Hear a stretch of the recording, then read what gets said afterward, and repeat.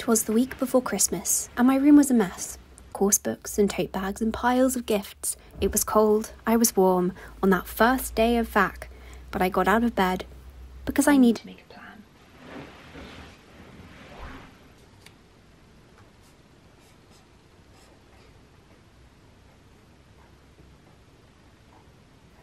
And yes, it's a pretty basic plan. 3 main things I want to do: Christmas preparation, studying, and unpacking. It was a beautiful drizzly day. Honestly, I can't tell you how much I love the rain. If you've been watching my content for a while, you probably know that.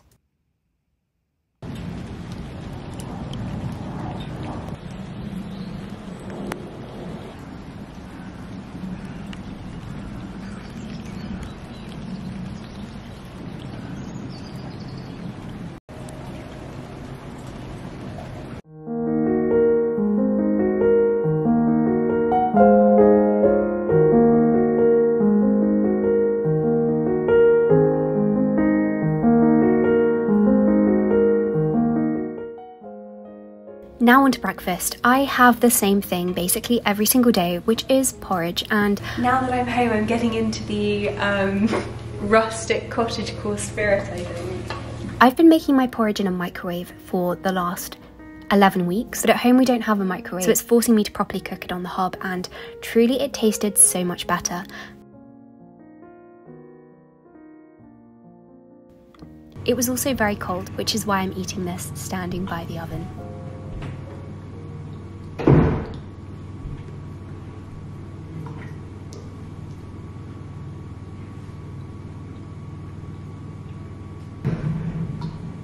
Good morning. It's my first day back at home for Christmas. I've had just like a really nice start to the morning. There are a few Christmas presents I quickly ordered this morning, ones that I'd just been meaning to order. And if I don't order them for today, they're not going to come in time for Christmas. I've also made myself some porridge in my Oliver Twist mug.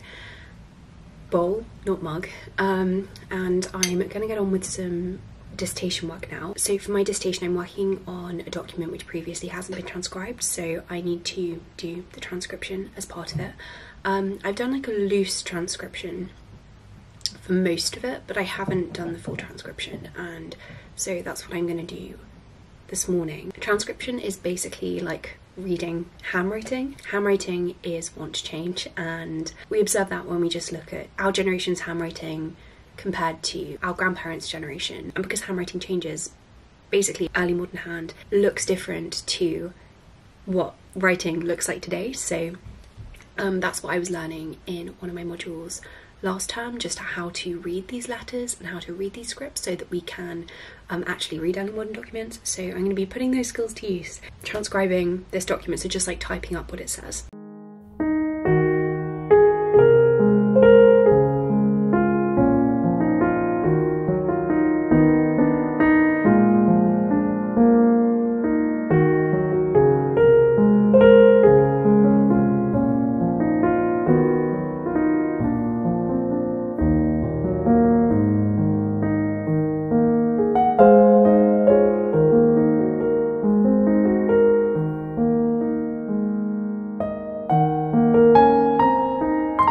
After a couple of hours of work, I went on a walk with my mum.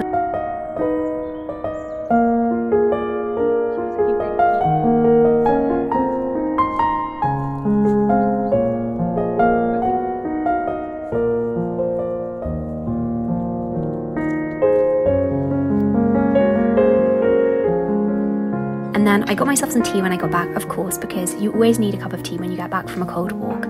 But I couldn't decide which tea to go for. I've had this pot of tea for like 5 years. It's probably lost all of its flavour by now. But there's enough for one more cup of tea. And it makes me really glad. This is like the best jasmine tea ever. In the end though, I remembered that I had a tea advent calendar, so I went upstairs to get one of those instead. Okay, I'm gonna choose my tea. I've been so bad at opening advent calendars this year. I've never been this bad at it. So it's the 18th today. And the tea of the day is gingerbread chai. But again, I'm not in the mood for gingerbread chai, so I'm going to open 17, which is, ooh, peppermint and lime. It's the mojito one, it's like a mojito tea, and that sounds amazing, so I'm gonna make this now. Then I wrote up some last Christmas cards. I just had a few that I hadn't finished yet. I've just finished writing my Christmas cards. So late. I keep on leaving it so late. My goal was to get them all sent out on the 2nd of December, and that just did not happen because it's now the 18th. So I'm going to the post office this afternoon, and I got Blakeney this poetry anthology, which looks really ugly. Honestly, the cover is really ugly, but it's filled with the idea is it's nourishing poems for starved minds. So it's poetry which feeds your soul, and they're just all of these beautifully raw, touching poems, and I've gone through and I've annotated it for her, so I'm going to post that to her. I only just saw her, but I hadn't finished annotating it, and so I'm having to send it to her in the post instead. It's just about enough paper. So close. So I'm going to decorate this with some watercolor paints, and I've actually been doing a Skillshare course on watercolor Christmas painting. The idea is that you can use it for cards, but I'm using it for gift wrapping as well, which leads me on to the sponsor of today's video, which is Skillshare. So Skillshare is the world's largest online learning community for creatives, and there are so many courses, like thousands of courses that you can do. I love how with Skillshare courses, they're all very personable. Like, the keyword there is community. It feels like they're actual teachers. No matter what skill you want to learn, you will probably be able to find a Skillshare course on it. There's video editing, using AI, crafting, and so many opportunities to gain skills that can help you level up in your career. As I say, I'm doing this one on Christmas watercolor at the moment. So one of the lessons is on drawing leaves and different elements for when you then work on a wreath. And so this is me practicing that when I was in Oxford, and I'm going to do the class on gold ink because I've got some gold ink here, and I think it would just make a really nice addition on the front. I'm just going to do the next part of that Skillshare course now and use it to decorate this present for Blakeney. If you want to try using Skillshare, if you want to do one of the many thousands of courses which are available, there is a link in the description box, and the first 500 people to use the link can get 1 month for free of Skillshare. That's for the first 500 people to click on the link, so do click on the link if you want to learning a new skill. But I am going to get up this course now. Oh, Christmas bauble tree. Okay, so I've got a few to choose from. Let's see how this goes. This is going to be slightly, I mean, I'm just trying my best. Blakeney is going to have to bear with me on this one.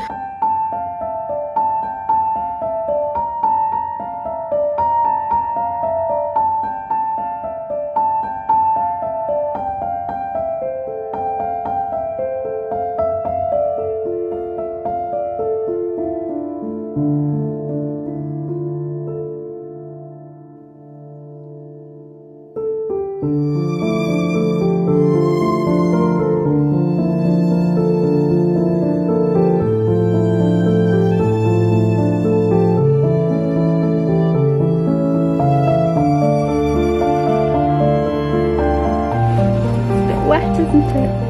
Is it a bit lip wet through there?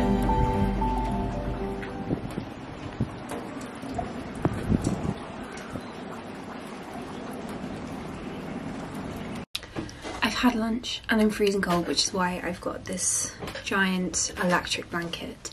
I'm now going to do some work for an application, and then we're going to go to the post office. I'm only going to do a little bit now though. I'm just going to blurt out a massive load of stuff, ideas, but none of it's going to be polished.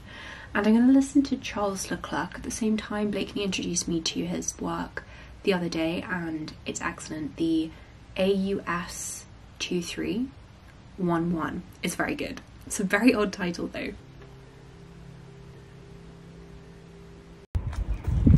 So we're now going to go to the post office to post the final cards and parcels. My dad was watching me, it was really putting me off.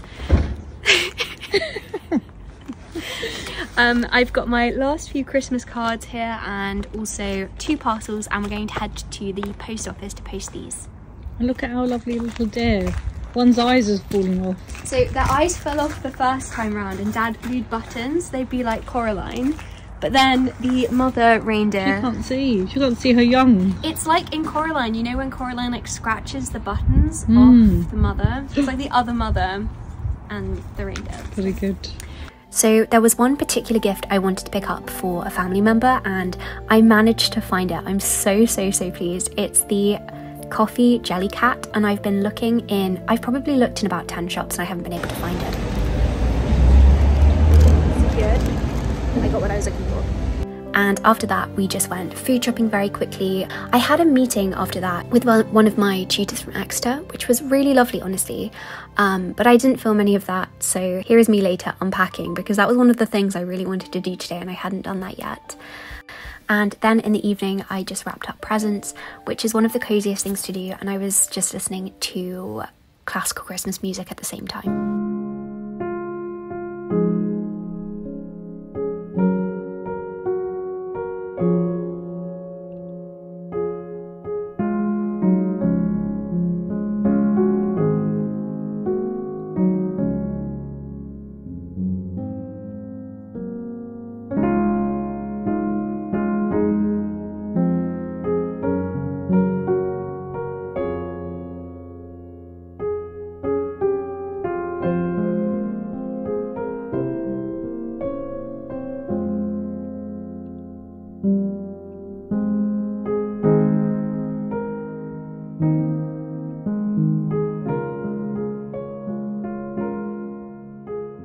People always ask me about how I wrap my presents, and so I thought I would just pop in the next day to show you how I make my wrapping paper. It's so easy, honestly.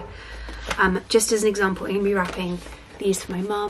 So I always start off with this classic brown paper. I just get this from the post office, and basically what I use are stamps. My mum and I kind of each have stamps and we share them, but the ones I use are from Newlybird Stamps.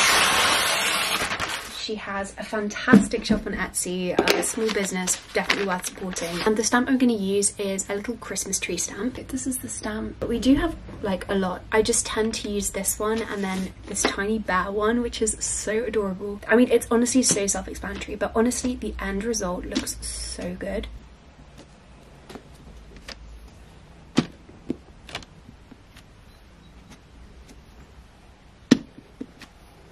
So then next I'm just going to go through with a pen and draw on tiny little stars, which I will then fill in with gold ink.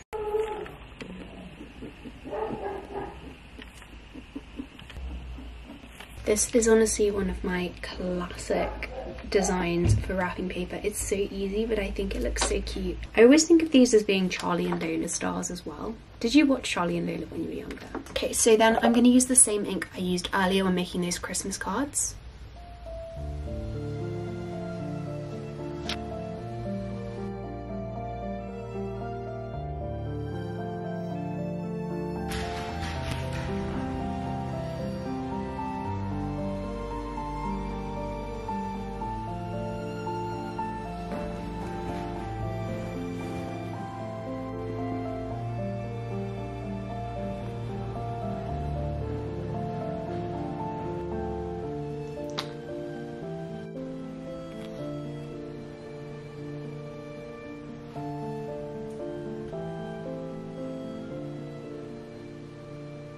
I just wanted to finish off this video by sharing a poem from A Literary Christmas with you. I love the idea of every video sharing just a tiny snippet. Yeah, so at the end of every video from now on, I will try and just read something, maybe a poem, maybe a passage from something. And specifically, I'm going to read something from A Christmas Carol. Of course, it would have to be, "Oh, a wonderful pudding," Bob Cratchit said, and calmly too, that he regarded it as the greatest success achieved by Mrs. Cratchit since their marriage. Mrs. Cratchit said that now the weight was off her mind, she would confess that she had had her doubts about the quantity of flour. Everybody had something to say about it, but nobody said, or thought it was at all a small pudding for such a large family. It would have been a flat heresy to do so. Any Cratchit would have blushed to hint at any such thing. At last the dinner was all done. The cloth was cleared, the hearth swept, and the fire made up. The compound in the jug being tasted and considered perfect, apples and oranges were put upon the table, and a shovel full of chestnuts on the fire. Then all the Cratchit family drew around the hearth in what Bob Cratchit called a circle, meaning half a one, and at Bob Cratchit's elbow stood the family display of glass, 2 tumblers and a custard cup without a handle. These held the hot stuff from the jug, however, as well as golden goblets would have done, and Bob served it out with beaming looks, while the chestnuts on the fire sputtered and cracked noisily. Then Bob proposed, "A Merry Christmas to all, my dears, God bless us," which all the family re-echoed. "God bless us everyone," said Tiny Tim, the last of all. If you haven't read A Christmas Carol, or even if you just haven't read it this year, then you definitely need to. I'm yet to do my yearly reread, but I'm planning on starting that maybe tomorrow. But anyway, thank you so much for watching this video. If you want to learn a new skill with Skillshare, remember to click on the link in the description box, and I hope that you have more than just a productive week. Just as I'm editing this video, something really exciting came in the post, and I'm going to unbox it with you because this is incredibly exciting. And it's quite beautiful. Oh my gosh. Okay, so this here is the yearly planner for 2023. Honestly, I love it hardback. I think I prefer it hardback. So this is it. It's the same design on the inside as the planners that we've released in the past, but it's hardback. Calendar here, and here we've got a weekly timetable, and then we've got all of these weekly spreads, which are the same as before. Separate space for Saturday and Sunday as opposed to them being together, and then also a different journal question every single week. And then at the beginning of every week there's also a weekly plan, so you can fill this out before the week begins. They're available on Pumpkin Productivity. Because of the difference in binding and paper quality, this planner is also cheaper than our ring bound. We were able to bring the price to £12.50. We've done so much work to get that price lower whilst also retaining the quality and the kind of detail, which maybe hopefully makes these planners distinct. Yeah, I'm really excited to share this with you, and if you are interested in buying, then it will be linked down below. If you were to use the planner every day, this planner would cover 3 months. Sorry, I'm just editing now and I realised that I've made such a big error. I didn't mean to say 3 months, it's actually 6 months. So it covers you every day for 6 months, and that's because it's designed for those who maybe won't be using their planner every day and want to dip into it a bit more. This was based on feedback and popular request. Anyway, with that said, I'm gonna say goodbye and say thank you again for watching.